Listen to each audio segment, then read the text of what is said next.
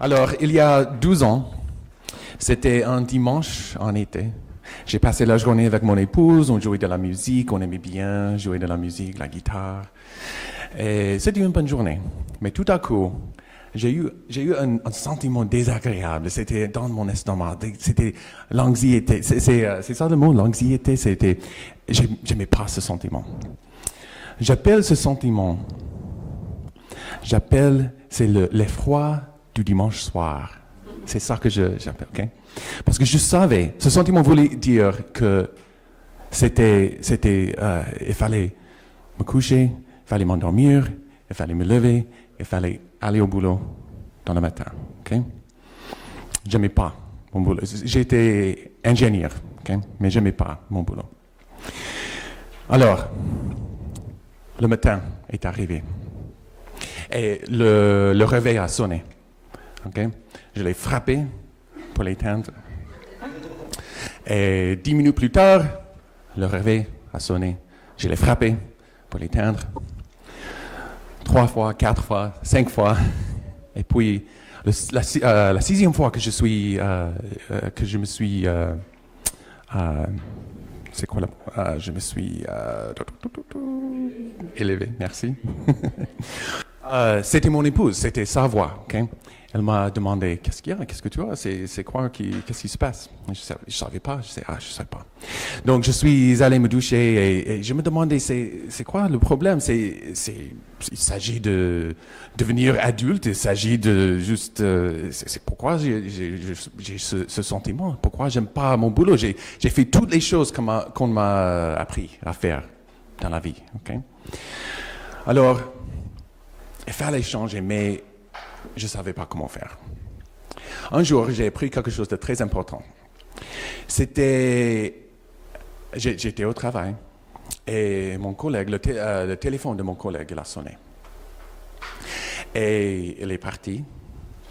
Quelques minutes plus tard, il est revenu avec des cartons pour prendre ses affaires et pour quitter. Il s'est fait, je crois que le mot c'est licencié. Okay?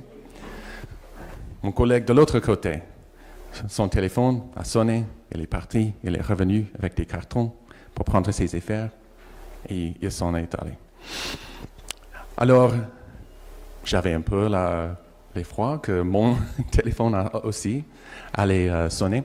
Et je me demandais qu'est-ce que je vais faire si ça m'arrive, qu'est-ce que je vais faire. Mais en même temps, j'espérais un peu que mon téléphone allait sonner aussi. Et j'ai appris ce jour-là que je croyais que j'avais la sécurité. Je croyais que, parce qu'on me payait toutes les semaines, on me payait et j'avais un bon travail. Donc, mais en ce moment-là, je me suis rendu compte que, en fait, j'avais pas la sécurité. Il y avait quelqu'un d'autre qui me payait, quelqu'un d'autre qui a décidé si j'allais rester dans mon travail. J'avais pas, mon temps, c'était pas à moi. C'était pas vraiment à moi de décider comment passer mon temps et tout ça. Et donc, je savais qu'il fallait il fallait changer, mais je savais pas comment faire. Alors, un jour, j'ai lu un livre qui s'appelle Rich Dad, Poor Dad. Je ne sais pas si ça c'est arrivé ici en France. Et donc, et moi, je ne savais pas de tout. Je ne savais pas que je voulais un jour devenir un entrepreneur. C'était même pas une idée que j'avais. Mais ce livre, il me disait qu'il y a un autre moyen. Il y a un autre moyen pour gagner de l'argent. Il y a un autre moyen pour faire la vie. J'ai appris un peu comment investir. J'ai appris un peu les choses de business. Et donc, c'était en ce moment-là que je savais, je suis pas capable d'être en emploi. C'est fini. Pour moi, c'est fini. Alors, mais je ne savais pas comment faire. Donc, j'ai commencé à beaucoup apprendre. J'ai lu beaucoup de livres, j'ai écouté des programmes sur le business et, pour investir, tout ça. Et je cherchais. Alors, un jour, j'ai rencontré un mentor, quelqu'un qui m'a appris un peu plus les choses de business et tout ça. Et plusieurs mois sont passés.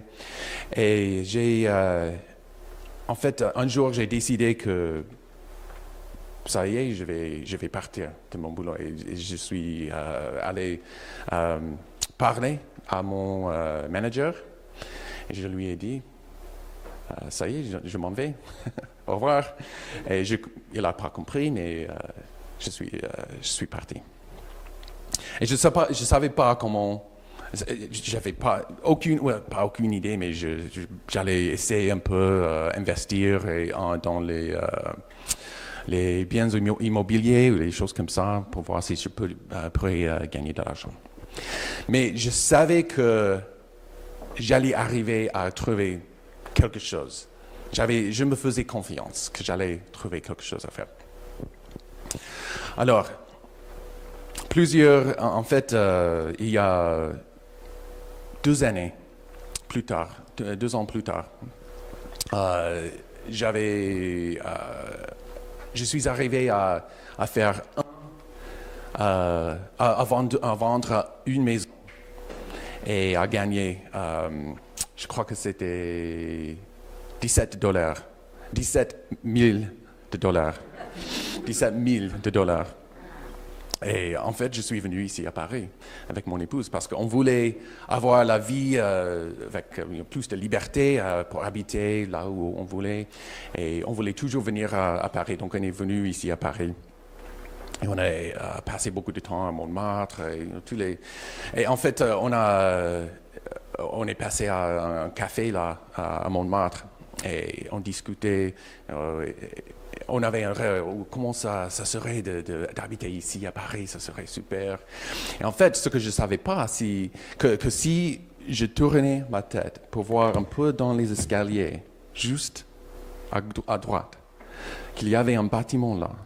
Et c'était là que j'allais habiter 10 ans plus tard. Mais je ne savais pas comment faire pour habiter à Paris, pas encore. Alors j'ai continué à faire, j'ai essayé beaucoup, j'avais plein d'échecs, j'avais plein de choses qui n'ont pas bien marché. Mais à chaque fois j'ai appris quelque chose, j'ai appris que en fait j'aimais pas investir, en fait j'aimais enseigner, j'aimais apprendre aux gens comment faire les choses de marketing. En fait, j'étais très doué en marketing. Je ne savais pas, mais j'ai beaucoup appris sur le marketing. Et donc, je faisais beaucoup de conseils aux gens pour comment faire le marketing pour leur business. Et puis, mais j'avais toujours ce doute que peut-être il va falloir retourner pour trouver un travail. Peut-être que ça ne va pas marcher. J'ai un peu le doute, juste là dans l'esprit. Mais un jour, il y avait quelque chose qui a tout changé. Parce que j'avais fait un petit programme de marketing. Et il y avait des audios à écouter. C'était juste toute la base du marketing. Et j'avais découvert, il y a 10 ans, donc il n'y avait pas beaucoup de blogs, il n'y avait aucun podcast, il n'y avait pas toutes ces choses qu'on a aujourd'hui. Mais je pensais, si je peux arriver à vendre ce programme, ce cours sur l'Internet, je peux avoir beaucoup de clients, je peux gagner beaucoup plus d'argent parce que comme ça, je sais pas 1 heure de mon temps pour quelques dollars, quelques euros, et puis parce qu'il y a pas beaucoup il y a une limite de temps dans la journée, quoi. Et donc, j'ai beaucoup essayé pour vendre ce programme sur l'Internet. Et il y avait des forums, c'est ça qu'on a, des forums, les communautés en ligne pour les gens qui voulaient apprendre le marketing. Et donc, j'ai fait des articles et j'ai les affichés en ligne. Et un jour, j'ai reçu un mail et le sujet, c'était « Vous avez de l'argent, vous avez gagné de l'argent ». Et au début, je n'arrivais pas à croire ce que je lisais là, le sujet. vous avez gagné de l'argent. C'était quelqu'un que je ne savais pas, c'était pas ma mère, c'était pas mon père qui a acheté ce programme, c'est quelqu'un que je ne connaissais pas. Et en ce jour-là, j'ai découvert la liberté, la vraie liberté. Parce que je savais en ce jour-là que j'avais appris à créer la valeur pour quelqu'un d'autre. Et cette personne m'a donné de l'argent pour la valeur que j'ai créée. Et je savais si je l'ai fait une fois, je peux le faire 2 fois, 3 fois, 100 fois, 1000 fois. Et le doute est disparu ce jour-là. Donc ça a tout changé pour moi.